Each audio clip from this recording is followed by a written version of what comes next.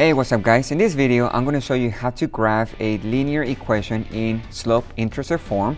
So first we need to understand what the slope-intercept form is.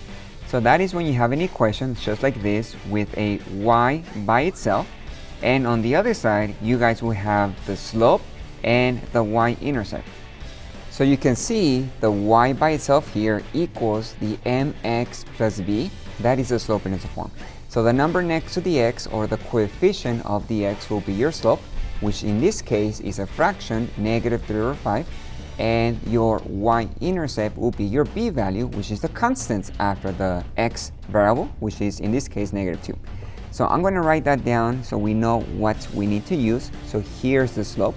It is a -3/5, but if you guys are confused about the negative on the left side of the fraction, I want you to take that negative to the top number and the bottom will say positive. Students, they don't know where the negative will go, so it's a lot easier if you take it to the top of the fraction and keep the bottom positive. So I'm going to keep the negative on the top of the fraction. There's the -3, and the 5 goes on the bottom. Your y-intercept, which is b, is going to be a -2, and I'm going to label this as y-intercept, and that's going to be where it crosses the y-axis. So you always start with that number. You always start with the y-intercept. So I'm going to put a 1 here. That's step number 1. So on the y-axis, I'm going to go to -2. So on the coordinate plane, here's the -2 right there. So you guys have 1 point. And the second step is using the slope from the y-intercept. Do not go back to the origin. From this point, you are going to use the rise and the run. So your rise will be the top of the fraction in your slope, which is m, and the run will be the bottom of your fraction, or the denominator. Since the rise is negative, that means you're going to go down 3 steps. So from the y-intercept, you go down 1, 2, 3, and the run is 5. So you're going to go to the right 5 steps. 1, 2, 3, 4, 5. So you guys make a second point on the coordinate plane.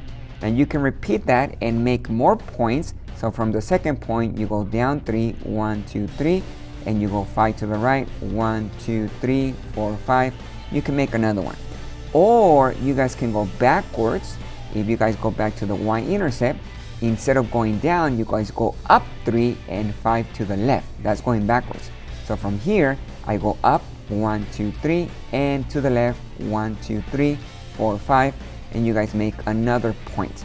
If you guys see the 3 points or 4 points that I have on the screen, you can see that when you connect, you guys will have a line. And I'm going to do that right now. A linear function will be when you're connecting the points, it has to make a line. That's what the name is, linear. Linear function is a line.